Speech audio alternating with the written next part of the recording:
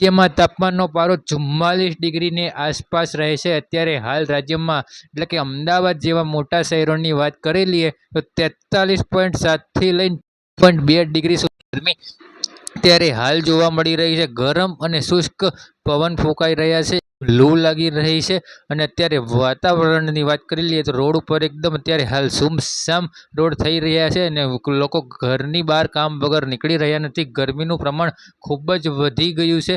જેવી રીતે કે હવામાન વિભાગ અને આઈએમડી તરફથી પણ મોટી આગાહી છે, જેમાં મતદાનના દિવસે પણ ગરમીનો પારો હાઈ રહેવાનો છે અને હજી પણ 30 તારીખ સુધી 43થી 45 ડિગ્રી જેટલી ગરમી રહે તેવી પૂરેપૂરી શક્યતાઓ છે। અલગ અલગ સિટીમાં અલગ અલગ તાપમાન નોંધાયું છે, જેમાં વડોદરા જેવી સિટીની વાત કરી લઈએ તો 40થી 42 ડિગ્રી તાપમાન નોંધાયું છે। રાજકોટની વાત કરી લઈએ તો રાજકોટની અંદર જે તાપમાન નોંધાયું છે મિત્રો, રાજકોટમાં તાપમાન જે નોંધાયું છે તે રાજકોટમાં 42થી 44 ડિગ્રીની રેન્જમાં તાપમાન નોંધાયું છે।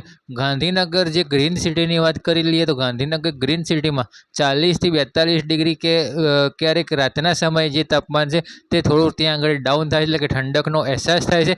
અને સરસ સારા સમાચાર પણ એક આવી રહ્યા છે, જેમાં ચોમાસું આ વખતે વહેલું બેસવાના એંધાણ દેખાઈ રહ્યા છે।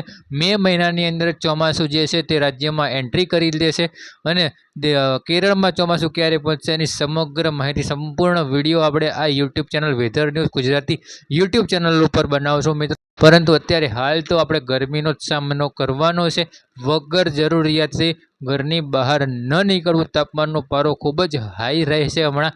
હવે સાંજના 6 વાગ્યાએ પણ જ્યારે તાપમાનનો જે પારો છે તે ખૂબ જ હાઈ રહેવાનો છે, જેમાં લગભગ સાંજના 6 વાગે પણ 42થી 40 ડિગ્રી જેટલી ગરમી રહેશે।